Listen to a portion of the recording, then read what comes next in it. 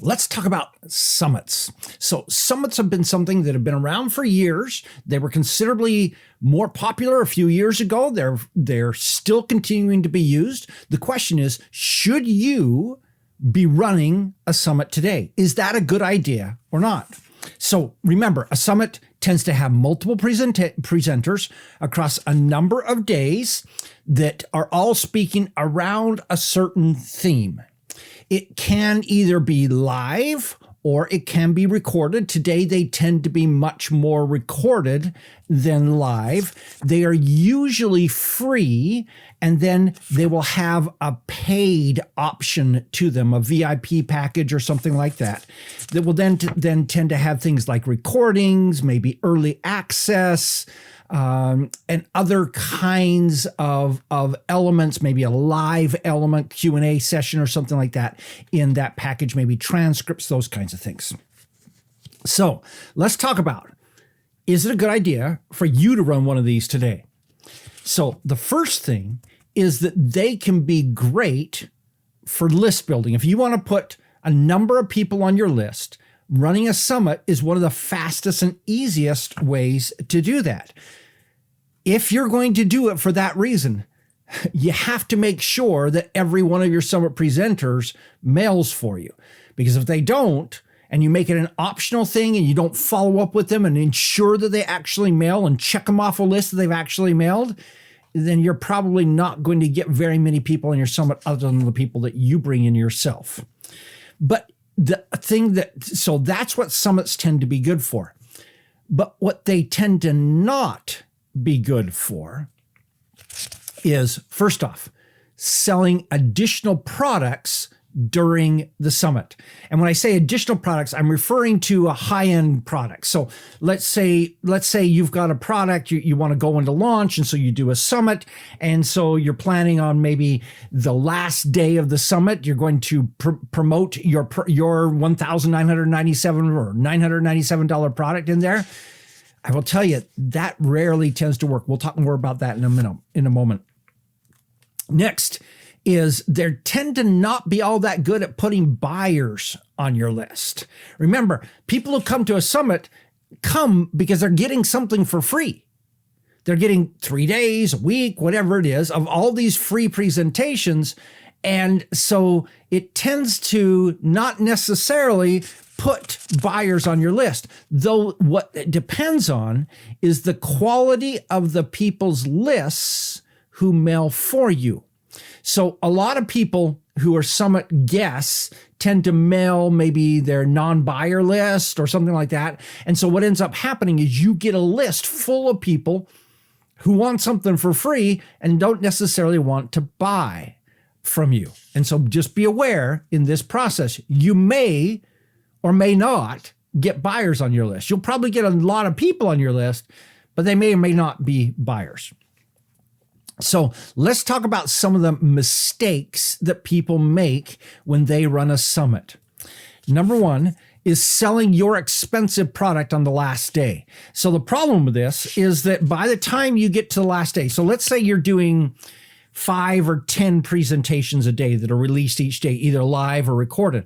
What ends up happening is by day 5 of doing that, nobody's there anymore. And so almost nobody sees your offer. You might have 20 people. So let's say you had 2,000 people originally. You got 20 people in the last day. And so almost nobody sees your offer. And those who do see your offer are tired. They've just had day after day of lots of stuff being thrown at them, and they tend not to buy. And so may I strongly suggest you do not try to sell your $2,000 product or $1,000 product or even $500 product as part of the summit itself. It's far better to separate that offer out 2 to 4 weeks later. And my suggestion is that you actually do a whole separate launch for your product. So you build your list through the summit, and then you turn around and you launch your product as a separate launch, including that list that you just gotten a couple of weeks to 4 weeks later. Number 2 error that I see people make mistakes is not offering low dollar related products throughout it. So let's say you're doing a summit on mental health. And so day one, your theme is all about stress relief. All right, so here's your stress release package that you offer on day one, that there's a special today only price. And so that's usually a $197 product. You're going to offer it for $47 or $97 on that first day, only for that one day.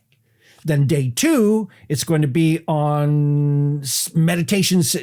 Meditation is their theme of all your speakers. And so then you're offering a meditation product, another $47, $97 product that second day. And each day they should have significant discounts in them. Realize that price point is key. That lower price point tends to put a bunch of buyers into it. And it tends to work fairly well as you do this. Make sure you promote that offer on every single presentation on that day so they're all hearing it. Then, third mistake is allowing speakers not to mail. Now, every once in a while, if you've got a big speaker that you know is going to bring in a whole bunch of people because they've got a really big name, you can let them off. But everyone else, you basically need to make it a requirement to mail. You get on their mail list in advance, you check them off, and you're hounding them over and over again until they do. Next is counting on big numbers from the speaker mailings. And so if you come in and you say, okay, I'm counting on growing my list by 20,000 people, you're probably going to grow it by 500, maybe 1,000. And so never say, okay, how big's your list? And you run them all together and say, okay, I'm going to get a 10% conversion. So I'm going to assume that I'm going to get 20,000, 100,000 people on my list from this. This is going to be incredible. I'm going to have so many people on my list. Well, do you know what? It's probably not going to happen. So you're probably going to get a significantly lower number than you anticipate. And so plan on that so that you're not disappointed, and do all your budget assuming you're going to get like 1/4 of what you would normally assume you're going to get from it, and then decide if it's worth it. Number 5, doing this stuff yourself. So summits are a lot of work. Everyone thinks that they're going to be simple until you get into it. And it's very much a whole bunch of detailed work that is difficult for someone who's a generalist like I am to go through and do all that work. You should be aware that there are actually VAs, virtual assistants, who specialize in Summit. They've got all the systems down. And by the way, if you did summits years ago, and so you've got all those systems down, you may want to do it yourself. But that particular detailed work is like an art form of its own, and you may want to just hire that out to somebody who's a specialist in it. Let them do all those follow-ups. Let them make sure the recordings get in place and are on the right dates, and your checkout. Just sometimes it's better to just hire this one out. Number 6, not offering a product from your summit recordings. So when you do a summit, you've got 20 hours, 30 hours of probably pretty amazing content, not highly detailed, not highly advanced content. It tends to be beginner content, but it's oftentimes a pretty good product when you put that thing together, do transcripts, maybe do slides and or cutouts of them or whatever. But make sure you include this in your speaker contract so that none of your speakers say, wait a minute, that's my content you're selling.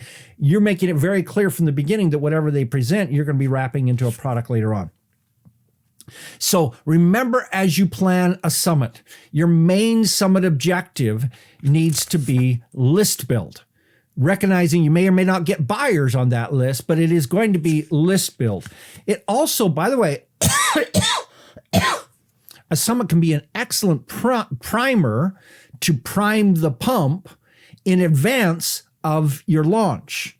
And so one of the things that I've seen being done fairly well and by several people is they did a summit in the past. They've got all those recordings. They maybe go and get 4 or 5 new recordings of someone new, but then they're using the tape from their previous one, offering it as a summit, and they're doing this 2 to 4 weeks before they launch their big product. That way, what they're doing is that they're not getting the traffic for the people on their email list from mailings. They're advertising to it, but they're using that to take and prime their existing list to start thinking about this particular subject. and experiencing some of these presentations done by other people. So now it's on their minds.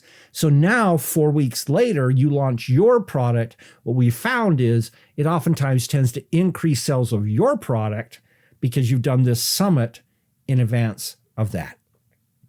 So summits can be good.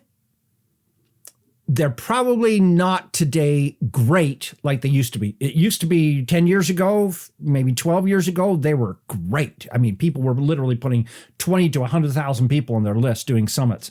Now you're tending to get 500 to 2,000 people on your list doing a summit, and many of those people aren't buyers, but it still can be a nice boost to your list. And if you're a really good marketer, email marketer, you can start turning them into buyers over time. They may not buy immediately, but they're oftentimes subject matter oriented. And so they'll end up buying later on, depending on the quality of the marketing that you do. Just come in with very open eyes. Don't come in thinking you're going to make a fortune off your summit, because very few people do. Some people do. I have a couple of friends who are making really good money on summits, but most people, it's going to be okay money, and it probably won't be worth all the work unless you use it to prime a launch coming up shortly after that. Okay. Thoughts, questions about summit? Let me know in the comments. This is Don Crowther saying, just go do this stuff.